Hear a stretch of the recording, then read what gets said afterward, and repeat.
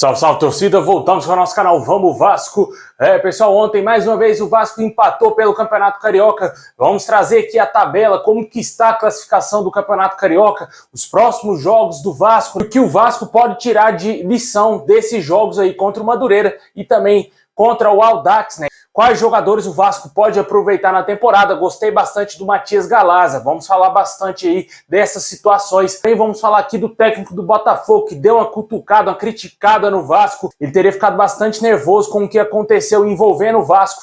Fique até o final para você entender essa história aí do técnico Luiz Castro. Também vamos falar aqui da preparação do Vasco para o jogo de amanhã contra o Inter Miami. Fique até o final, mas antes já vai deixando o like, se inscreve no nosso canal aí, ativa o sininho das notificações para você não perder nada, receber todos os vídeos postados aqui do nosso canal. Muito obrigado aí sempre a galera que está acompanhando. Sempre gosto de agradecer a todos vocês, porque sem vocês, meu amigo, nosso canal não é nada. O canal de ninguém aqui no YouTube não é nada, né? Por isso que eu sempre agradeço aí a galera que está sempre acompanhando. Tem inscrito que me acompanha, meu amigo, desde o início, desde quando eu tinha 2, 3 mil inscritos aí. Muito obrigado aí a essa galera e muito obrigado também a você que entrou ontem, chegou de paraquedas aqui no nosso canal. Valeu demais!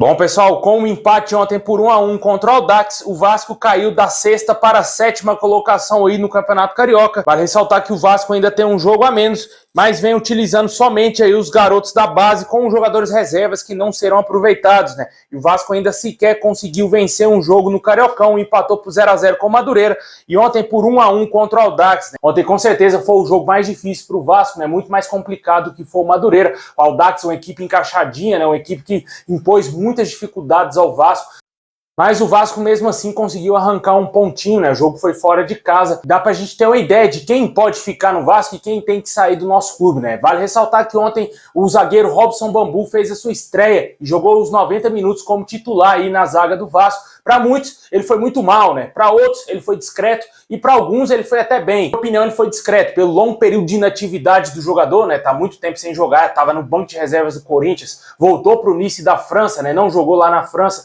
E agora ele veio para o Vasco. Muito por isso ele não viajou com a delegação do Vasco lá para os Estados Unidos e ficou fazendo recondicionamento físico aí e já estreou no Campeonato Carioca. Eu acredito que a grande maioria dos torcedores vascaínos sabe que o Robson Bambu vai ser um jogador para compor o elenco e o Vasco vai buscar aí um zagueiro titular, um zagueiro mais eficiente, um zagueiro com uma maior qualidade ali que joga pelo lado direito, que muito possivelmente formará a dupla ao lado do Léo Pelé no Campeonato Brasileiro de 2023. O jogo de ontem, cara, o Galaza, na minha opinião, foi o melhor jogador disparado, né? Era um que estava tentando fazer alguma coisa, principalmente ali no primeiro tempo, né? Ele fez um gol de empate. O Vasco começou perdendo a partida e o Galaza foi lá e fez um gol como um centroavante, né? Fez o que o Zé Santos não faz com a camisa do Vasco. O Galaza, na minha opinião, pelo que ele vem jogando aí nesses dois jogos iniciais do Vasco, ele merecia ter viajado com a delegação do Vasco lá pra Flórida. O jogador merecia sim estar com aquela delegação do Vasco, só que infelizmente o Maurício Barbieri entendeu que colocando o Figueiredo de segundo volante seria melhor do que levar o Galaza junto com a delegação do Vasco.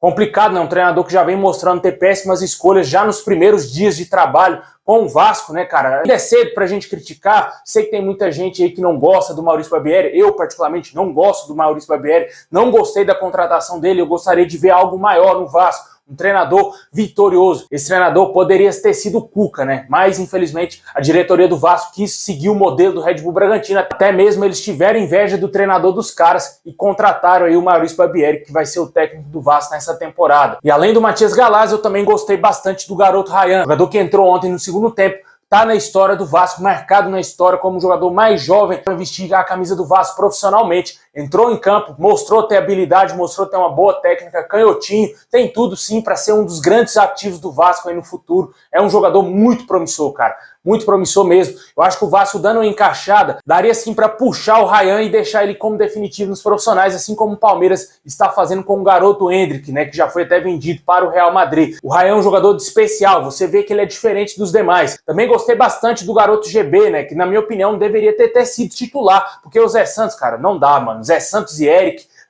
são dois jogadores que nem deveriam estar vestindo a camisa do Vasco. tem que sair do Vasco esses dois atletas, porque não tem a mínima condição. O Zé Santos nem deveria ter vindo para o Vasco, jogador que jogava praticamente em futebol amador. O Vasco foi lá e contratou ele, é um jogador que está visivelmente nítido, fora do peso, totalmente fora de forma, sem tempo de jogo, não consegue finalizar gol. Você vê os cruzamentos do Vasco, ele não ganha uma por alto, por baixo ele é péssimo também. Na minha opinião, não faz sentido algum esse jogador continuar no Vasco. Não, esses três jogadores, Matias Galaza, Ryan e GB, mereciam sim oportunidades nos profissionais. O Galaza, que já tem uma rodagem maior, é um jogador mais interessante para compor o elenco.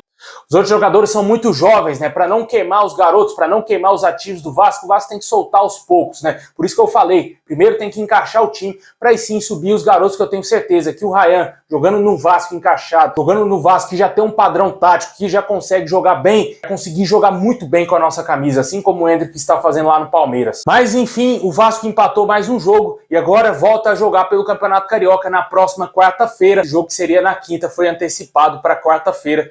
Esse jogo deverá ter transmissão da Band, muito possivelmente o Vasco irá utilizar o que tem de melhor nessa partida aí contra a Portuguesa.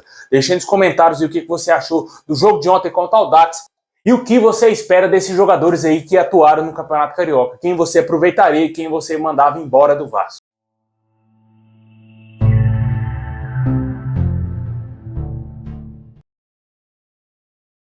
Bom, pessoal, e o elenco principal do Vasco volta a entrar em campo amanhã, né? Amanhã o Vasco jogará contra o Inter Miami.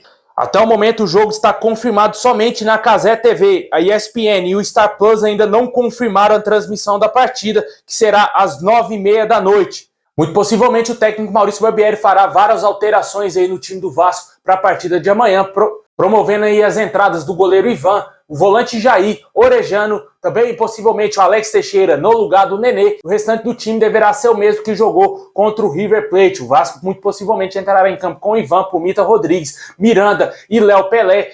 Lucas Piton na esquerda, o meio-campo Zé Gabriel, Jair e Alex Teixeira, o ataque Orejano, Peck e Pedro Raul. Esse será o provável Vasco que enfrentará amanhã o Inter Miami às 9h30 da noite. Deixe nos comentários o que você espera desse jogo. Não será um jogo fácil. Eu venho alertando aqui o torcedor aqui no nosso canal. O Inter Miami é um time que eu conheço bastante. Acompanho sim a MLS, o Campeonato dos Estados Unidos. Acompanho também intensamente o Inter Miami. Tem bons jogadores. Tem o Gregory, aquele volante que era do Bahia, um jogador muito interessante. Tem o Jean Mota, que era do Santos. Também tem um Campanha, centroavante, camisa 9, muito bom jogador, jogador de extrema qualidade, pode impor sérias dificuldades à defesa do Vasco. Eles também contrataram o Joseph Martinez, que foi um dos grandes jogadores aí nas temporadas passadas com a camisa do Atlanta United, jogador da seleção da Venezuela, extremamente qualificado esse jogador. Também tem o Pozuelo, que na minha opinião é o melhor jogador do Inter Miami, camisa 8, meia de qualidade, jogador espanhol, em rodagem no futebol europeu, jogador que foi MVP, se eu não me engano, 1 ou 2 temporadas atrás com a camisa do Toronto. Para quem não sabe, esse prêmio é dado ao melhor jogador do Campeonato dos Estados Unidos. E é um cracaço de bola, o Vasco tem que ficar muito atento com esse jogador. O fator negativo do Inter Miami é a defesa, que é muito frágil. Na minha opinião, o Vasco poderia explorar bastante a velocidade do Peck e talvez do Orejano. A defesa do Inter Miami, pelo menos no ano passado, era uma defesa mais lenta. Tem tudo para o Vasco conseguir um bom resultado, mas tem que ter pés no chão, porque pode ser surpreendido, assim como foi contra o River Plate. Não querer jogar abertamente de igual para igual nos minutos iniciais, tentar manter a calma para não cansar rápido e não cometer o mesmo erro que teve contra o River Plate. O Vasco foi de peito aberto, tentando encarar o River Plate de igual para igual, porque a camisa do Vasco faz com que os jogadores joguem dessa maneira. Depois dos 20 minutos, o Vasco cansou totalmente, não estava conseguindo acompanhar o ritmo do River Plate. E o Inter Miami, assim como o River Plate, já é um time que já joga junto há muito tempo. Já tem jogadores que jogam junto há algumas temporadas e com certeza na parte de entrosamento eles têm vantagem acima do Vasco. Vamos torcer para que dê tudo certo, que o Vasco consiga uma boa vitória. Deixem nos comentários aí o que você espera, qual o seu palpite para Vasco e Inter Miami amanhã às 9h30 da noite, com transmissão da Cazé TV.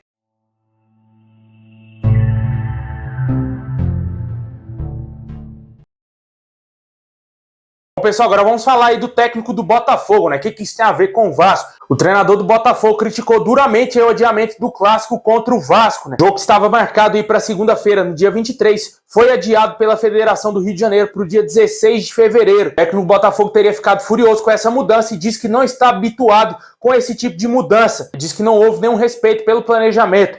Ele acha que a vida é feita de respeito, apesar de respeitar as pessoas que trabalham nas instituições, e também acredita que devem respeitar ele como treinador. Obviamente o Vasco foi o maior beneficiado aí nesse adiamento do clássico, porque o Vasco vai jogar amanhã contra o Inter Miami, já na segunda-feira teria que colocar os jogadores da base para enfrentar o Botafogo no primeiro clássico do ano. Isso não seria benéfico ao Vasco, porque o Vasco certamente não seria favorito, já que o Botafogo já está utilizando seu elenco principal no Cariocão, e teria uma grande vantagem contra o Vasco. O Botafogo aí, como a gente disse, não gostou absolutamente nada desse adiamento, muito por causa do Vasco, que está lá nos Estados Unidos, né? Deixe nos comentários se você concorda com o técnico do Botafogo ou se você acha que ele está chorando demais.